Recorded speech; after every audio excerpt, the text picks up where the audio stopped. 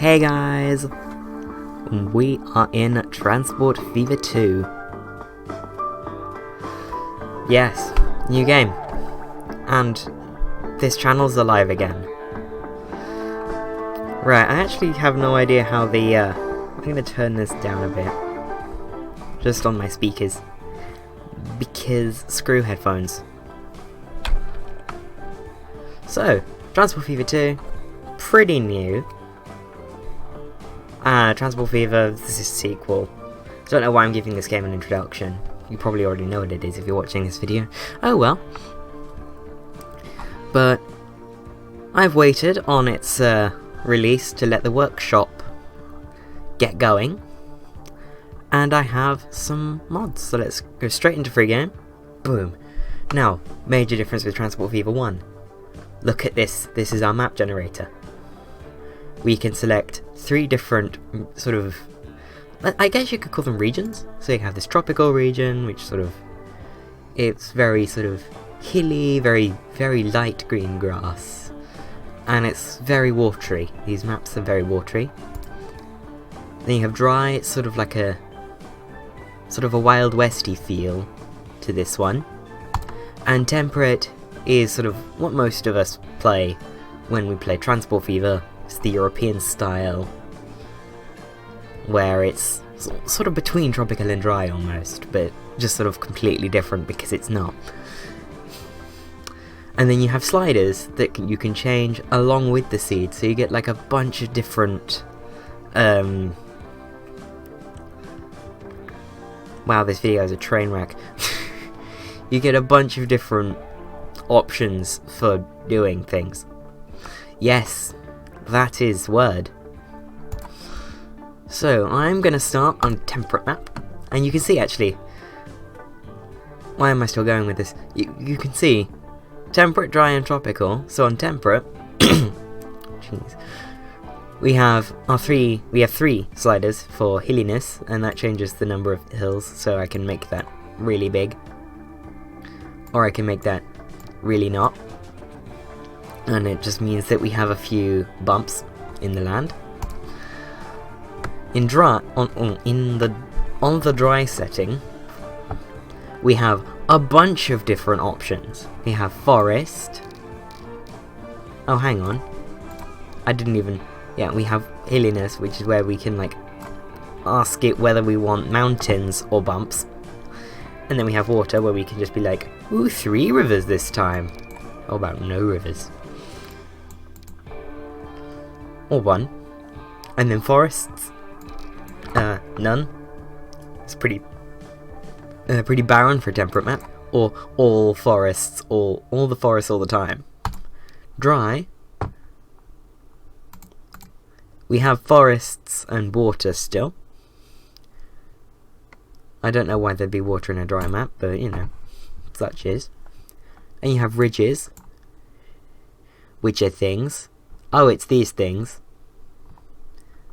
The things that look awfully like ridges. Yes. Yes, you didn't do geography. Then you have mesas, which are these flat things. These mountains with flat roofs. Those are mesas. And then you have canyons, which are like the opposite of mesas. They're sort of holes in the ground, but like not. And then you have tropical, and we have hilliness, throwback to that one, and we have forest, throwback to that one. And then we have mainland, so you can make the big centered middle bit of island, most of it. You notice you can never make it all of it, which I think is quite an interesting challenge, but at the same time, And then you can just islands. So you could islands and no mainland. And you get this, which actually looks like quite a nice, interesting map to play. But if we look on this 8x8 kilometer map, which is 64 square kilometers, that's not bad. We only have 4 towns. If I made the mainland big and no islands... Oh, we still only have 4. Okay. But you can then, after you've adjusted that, you can then adjust the size of the map. You can go to medium, which is 12 by 12, 14 by 14, or 16 by 16, and then you can, if you know this from Transport Fever 1, if you wanted to download a mod map, you'd almost always have to enable experimental map sizes. You can still do that here. And then obviously you can change the map format 1 by 1, 1 by 2, 1 by 3, and then of course experimental map sizes, I think it was, that in Transport Fever 1 that let you go to a 1 by 5. So for every 1 kilometer here, it'd be 5 kilometers long here. That is quite long. Very good to make sort of centralized main lines up your map. And then this is the density of towns, and this is the density of industries.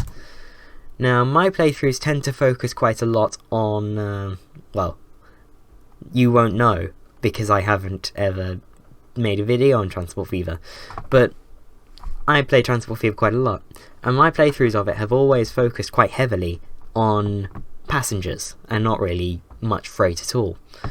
Mainly because I just didn't know how it worked. I know how it works now. Just sort of a few weeks ago, I've been playing around with Transport Fever, with the freight, and it works well, but this works completely differently. I probably won't touch freight very much, if at all, in this first series. There's all of the viewers gone, because freight really is interesting. I will admit that. So, we're going to go to temperate, a little bit down on the hills, a little bit up on the water, and a lot up on the forest, because forests are gorgeous. Right, now, small, no, medium, no, large, no, very large. 1 by 2, that way we get a bit of length. Medium, oh, low, no, medium, no, high, no, very high. All the towns.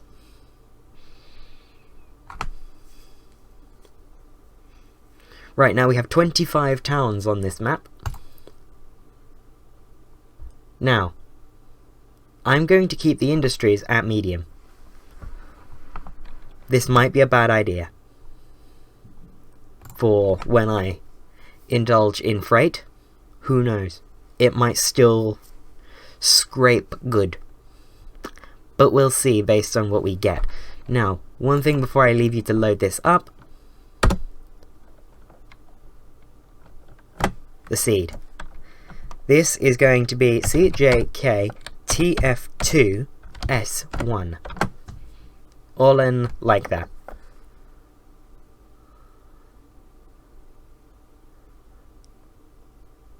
Right, we have 25 towns and 122 industries. I'm going to turn the water down a bit. I see I have got like a million rivers. River transport I've never really been able to make work. So by turning the water down, we'll end up with a nice couple of bridges along this. And it'll be like Venice, but like huge. Like a massive Venice. Right, so what we do now is we go into our vehicle selection.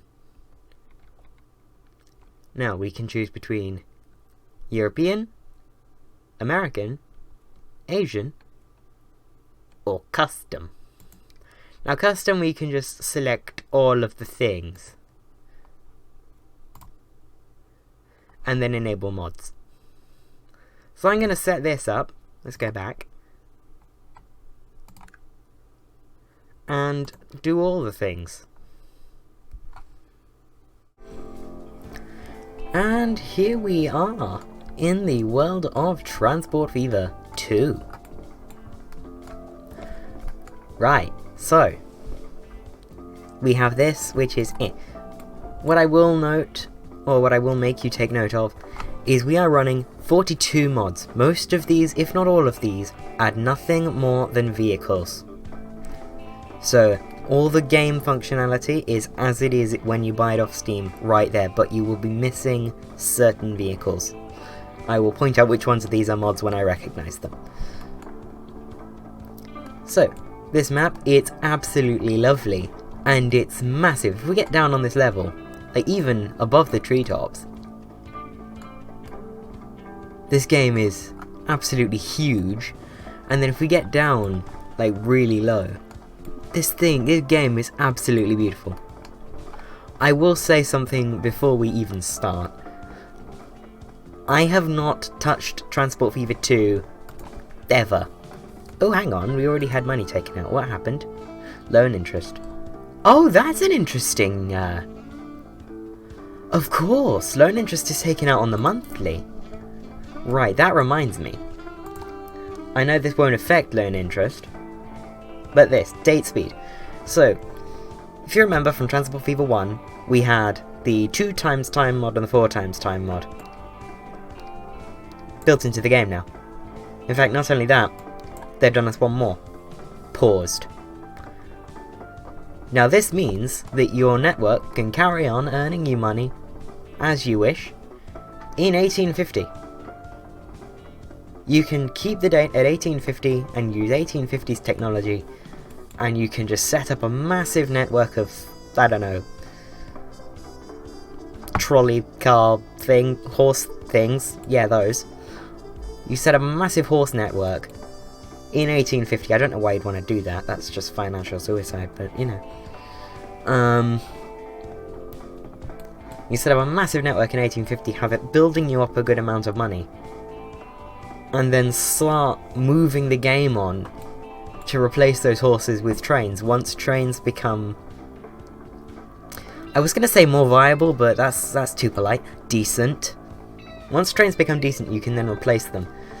Now, of course, this is a new mechanic. And I did play with the 4 times time mod, but 4 times time mod keeps the game marching on slowly, but it's... like, it still keeps it marching on, even if it is slow. I should stop saying That's something I should stop doing. Ah, we have tips! Tips! Build stations in yeah, I know. Okay, that's gonna get annoying real fast. So, no, that's not... aha! Settings. Ooh, I love this UI! When I first saw it in videos, I was like, that looks a bit... But actually, it looks really good. Interface, right. Notifications, vehicle lifetime, 3D, I never understood what that meant. Enable guide system. Right, there we go. We won't get those tips now. Right, where was I? I actually forgot. Okay. 4 times time, ID, new mechanic. So, I probably won't be making use of it for that much, apart from the 4 times time, because that's what I'm used to playing on Transport Fever 1, but I probably won't make use of this pause time much at all. That said, I played Transport Fever 1 paused a lot of the time, often to the detriment, often to, well, with the repercussions of me happily building a railway line and running out of money and having to play it on for 3 years. So with me being able to play it on paused, I can see 2 towns that aren't linked up, say Eastwood and Alford, and think, they could do with a railway link, and I know just the train to put on them. Put the time progression to paused, let my network earn money, build as I earn money, like build as I earn, and boom, I can have Eastwood to Alford open with the train that I wanted on it, because it hasn't been replaced by another one in the 5 years it's taken me to build it. So I can get to see the trains that I want to see on the network, and of course, comment. And you can see the trains you want to see. That's what we're all about, seeing trains that we want to see. It's all good. Right, enough waffle. Oh no, there was another mechanic I was going to talk about. Let's talk about mechanics and then get into the game. Right, so you'll notice that next to the town name... Oh, it's disappeared. Next to the town name, let's look at Eastwood as an example. We have 2 icons. And if we click on them, those 2 icons coincide with these 2 icons next to supply. Now supply means the freight that it wants. So, in Transport Fever 1 you could send any freight to any town and the town would go, right, we can do that. And that is what inspired challenges like the EPEC challenge that Skystorm did, which I must say was quite a good series. It lasted quite a long time as well. But now, you can't really do EPEC style challenges anymore because towns only want, say in the case of Eastwood, Eastwood only wants fuel and goods. If you try to deliver it, I don't know, what's another finished resource? Tools, it would say, nah, we can't do that, we don't want it. Which creates quite the interesting challenge, because as I pointed out, Eastwood doesn't want tools, so if I set up an early network of goods around this area, and I start off with tools, I can't deliver to Eastwood. The only towns in the vicinity I can deliver to are Seaton and Arundel. I can't deliver to Chester-le-Street, Verwood, or Eastwood, or Manchester for that matter. However, if I started with goods, I could deliver to Earlswood, Manchester, Verwood, Chester-le-Street, and that's it. I thought there was another one. No. Oh, I could deliver to Alford as well. And Cotgrave. There are lots of towns that want goods. However, I have a feeling that's the only goods producer on the map. And that is what makes this game challenging rather than Transport Fever 2. Transport Fever 2, the challenge was serving every town with everything. That's why the EPEC challenge exists, or existed. Here, the challenge is finding the producer and the town that goes with it, or the multiple towns that go with it, or building up a producer so that they can serve all the towns that want what they make. So at the moment, I could probably comfortably serve Eastwood and Alford's demands as of February the 5th, 1850, as we have it here, with just the output from this one goods plant and one of what it needs. Right. So only one, etc. So one original, one level 2, and one goods factory to go and serve these two towns.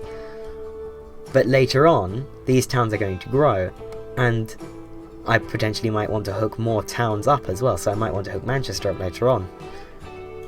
And then Earlswood and Alford have grown, so they demand more, so I need to link more level 1 and level 2 up to the goods factory to get this goods factory producing more. Because the level 1s, if I click here, it doesn't level up. Its production is locked at 400 in the case of this forest. And in the case of the iron ore mine, it's 400. That should be enough to carry through until about 1900, probably. But don't hold your hopes up for that. Yeah. So that's pretty much the doodad. The sort of difference in mechanics as compared with Transport Fever 1 covered. So, that being told, we are playing this from 1850 all the way through in easy mode, so we have $5 million in the bank at a 10% interest rate. That means if we don't pay any of this back, we have... Really? 10%? I can't remember. I think in easy mode in Transport Fever was 10. Easy mode in Transport Fever 1 was 10%. This might be slightly less, it might be slightly more, but you know what I mean. We're playing in easy mode, so we have the lowest interest rate and the highest amount of starting money. So, given that we have all of this money to start with, let's not build trains, actually. Ah, you thought I was going to say let's build trains. No, let's not build trains. Trains is a bad idea to start with, I think. What we should instead be doing is just connecting. I think I want to centre around Eastwood. And let's serve Alford and Manchester from Eastwood. And then we can link up Satan and Arundel later on, and we can then link Arundel and Alford up with trains. And we can then also link Manchester up with Woodstock, and Woodstock down to Eastwood and Alford with trains. So you can build these little networks up. Being able to zoom out and see your map, just like this, and being able to see where towns are on the grid, is just so good for planning your network and where you go next. Yes. So, let's have a look. This fork with the little triangle of land with the oil refinery and the oil well by Shipston on Stour is what I'm going to consider the north end of the map for this series. Right. Eastwood. Let's get this linked up to Manchester and Alford. Getting used to the camera controls, I'm sorry if I'm making you dizzy. First things first, what I used to like to do with Transport Fever 1 is close up the town. I kinda like the building tools in Transport Fever 2, I'm not gonna lie, they're really nice to use. Nope, we want... Ah, magic wand. Pop! Dip. Right, so that's got Eastwood sort of... I call that, like, I say Eastwood now has a big loop. So that means we don't need a bus stop to, like, turn them round in. That doesn't mean I'm not going to invest in one, because that shows us another mechanic that's awesome. Modular stops. So if I click this bus tram stop, we have this. This is what you had to play with in Transport Fever 1, that's all you get. But here we can add more platforms. And we can add them on different sides. So we can say we don't want any platforms on that side, but we want 3 on this one. Or we want 2 on one side and 3 on the other. 2 on one side, 1 on the other. Or you want just 1, and maybe have buses come in from that end that's at the top of the screen and come out that way. Right. Now, another thing with Transport Fever 2 is emissions. Emissions are factored with Transport Fever 2. So, when we place our bus station, the logic in Transport Fever 1 was get it into a residential area where everyone who lives in the town lives, and they can get the bus from the bus stop. The logic here is no, don't do that, because it will mean that your buses are driving through your residential area to get to the bus station, which is causing emissions in the residential area, which is making that an unpleasant place to live, and it will stop people moving in. So put bus stops near residential areas, not in them. So here I have a commercial area which is right next to a residential area, which should be fine. So let's get this nice and close to the road, and let's go with 3 stops. Let's go with 4 stops, 2 on each side, and we'll have this sort of be a one-way in out the other sort of a thing. So we click that, we click configure, and we have all of this lovely stuff. And I can just yoink that off, and now we're just left with the bus stop itself. And I can say,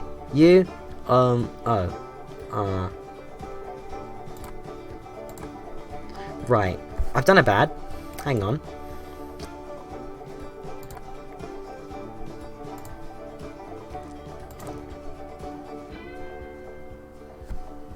Right, I did not mean for this to happen. However, okay, that's fine. There's no sort of save and load. Oh, I did not mean to do that. Right. I've just spent way more than I wanted to. Configure. Entrance. So now our bus stop is one way. Buses will come in here and leave that way. So now we are going to build our road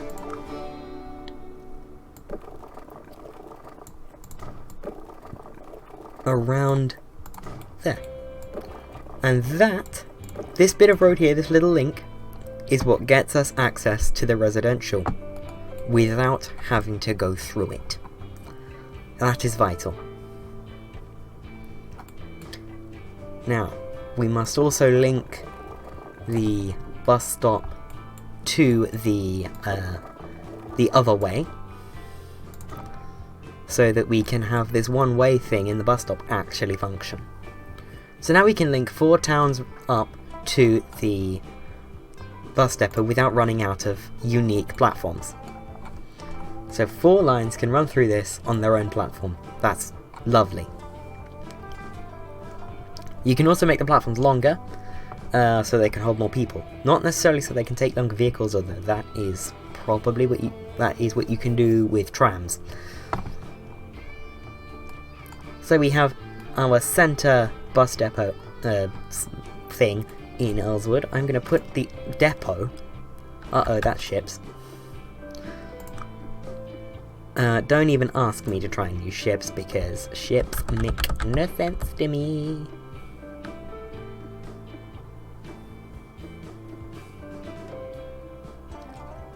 Let's sort of butt this up against the depot, or the station, like that, and that sort of... Yes, that is a verb now. Is a verb. You cannot question me on that. Right, now in Manchester, same logic will apply. We'll put the bus stop near the residential, not in it. So if I build street, and I build a road out.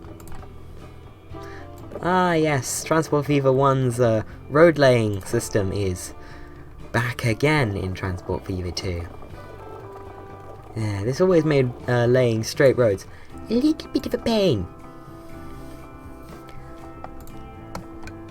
So what I'm going to do here is a 2-way bus station. So buildings, bus tram stop, and we're only going to go with 2 on one side. And it will go sort of here.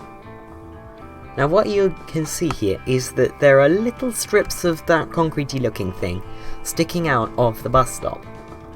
Those are footpaths. So that is where people can walk to get to the bus stop, but they can't drive. Or they can't use private transport. Now, Manchester Annex, configure, bulldoze, and then entrance, exit.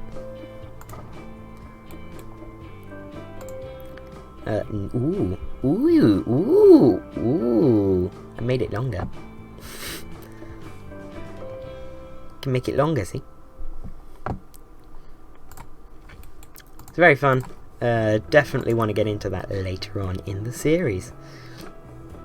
Streets, and we're going to go with the smallest one, the baby, if you will. Go for a bit of a weird angle here because, yeah. Right, so now we can set up our first route. I actually love the way Manchester's laid out. It's like a grid, but not, because it's not squares. So now, lines. New line. And this is where we encounter our first mod. This is Max Wolf's extra colour mod, because normally Transport Fever 2 doesn't come with anywhere near this many colours, which I do not understand the logic behind, because more colours equals more better. So Eastwood Sidings to Manchester Annex, and let's give that a catchy name. Oh wait, how do I do that? Oh, there. And we will call this, I don't know, Intercity Bus colon, and let's give these EWD to Manchester. And let's give this a nice bus looking colour, and because I'm from London, let's give this a nice London bus red which I think London Bus Red is like way down here. It's really nice deep red. I'm colorblind. Don't at me on any of this. I don't think it's that deep of a red though. That looks more like London Bus Red. Okay, now. Okay, how can I see my... Oh, never mind. Eastwood Road Depot. Buy vehicles. Now, we have all of the options available to us here. We have the horse-drawn carriage, which is European. No, American. We have the stagecoach, which is European. And we have the Troika, which is Russian. Now, here's my issue with including Russia in the Asia vehicle set. Russian vehicles, in my mind, should be included in both the European and the Asian vehicle set because Russia straddles the continental divide. It's like part of Russia is in Europe and part of Russia is in Asia. But I guess no, because So here we have a capacity of 3 with the Troika and 4 with the stagecoach. An extra kilowatt with the Troika and just yeah. So the stagecoach is a ooh hello 4 for 1 kilowatt, you know. The Troika isn't any faster, it's cheaper though, but it carries less. Now you notice here the lifespan is in hours and minutes, and that's because I have the game time paused. So this just affects the speed of the game time passing. This affects sort of the speed at which the technology happens. So this is just to look at. This is just nice to look at. But when it's paused, you can't use this as a marker for how old your vehicles are. You have to use actual real-world time. So in that case, its lifespan translates to 6 hours and 5 minutes. Right. Here's something else that you have over Transport Fever 1. If I want to buy 5, I can just 5 done, and I can set them on Intercity Bus, EWD, Manchester. Press tab twice to get it going at middle speed, which is my favourite of the speeds. Right, now, if I go into here, data layers, contour lines, land use, track speed limits, destinations, cargo, stations, emissions. Right, here we go. So these grey ones are the things that we need to keep our emissions away from. And this sort of zone here that's building up around where we run our vehicles is the emissions that these vehicles create. And look, you can see the mouse cursor. So out here in the middle of nowhere, there are 0 decibels of emissions. As we get in, well, there's 0 emissions here. As we get in towards the town, it's 58 emission. I don't know if this is decibels. I just assumed there that it was noise emissions in this early age, but I have no idea how that metric changes over time. So let's get out of this eye burning white. And let's go to Alford. Now Alford, it has this lovely like suburban looking area. And if I go to land use, now this is the one thing that I really dislike about Transport Fever 2. I'm colorblind. Residential is green, industrial is yellow. These look the same. I don't know what's residential and what's industrial here. Can we not just use the digital primary colours? Red, green, blue. That would make everyone a whole lot happier. Oh, hello. Why was there scaffolding for his shed? Welcome to this game, I guess. Now. Oh yeah. Building things. Right. Building buildings. Aha! I found it. Now, Alford is going to get another Manchester type jobby. But we're going to go 1 and 1. And we're going to go 20 meter platforms. Or 20 meter loading areas.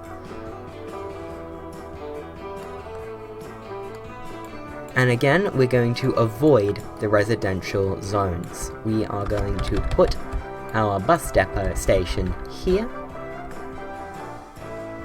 And I'm going to go like as close as I can to above it to line it up properly with the doodad. So yeah, lined up properly with the doodad work. Streets, medium, and link it up. And then so that our residential boys are in range, create that nice little T-junction. I have a thing in Transport Fever, well, I had a thing in Transport Fever, where I would avoid creating the four-way junctions, because I just thought they looked awful and they weren't that great for traffic. They're actually quite bad for traffic. Where this is worse for traffic than a four-way, the fact that this is just a bus station is fine. But if this was a road, this would be a worse situation than a four-way, because you can only fit about half a car there. So, yeah. Avoid creating four-way junctions and use T's like this. Do not do this if you can't build, or do not do this unless there's no room for a roundabout.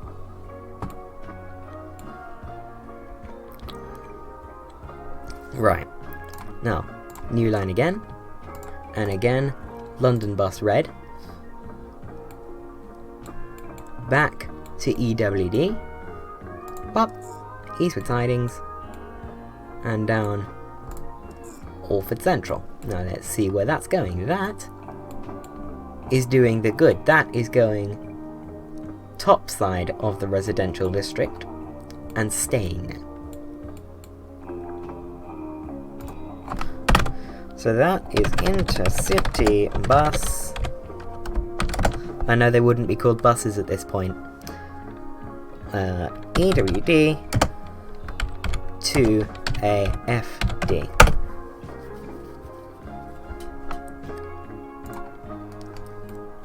Let's go back to the bus depot and buy 5 stagecoaches. Bing! And set line EWD AFD. Done. Now actually let's look just at the... Oh, that's how you do it. Ah, I like that. The little zip. That's nice.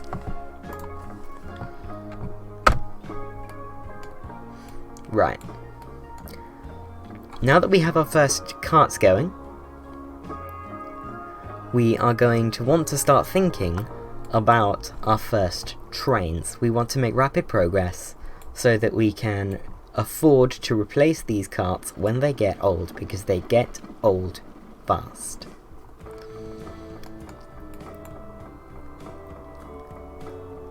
However, I'm not sure we have time for that. So I will see you in the next one. I've been Cam J. Kerman. Goodbye.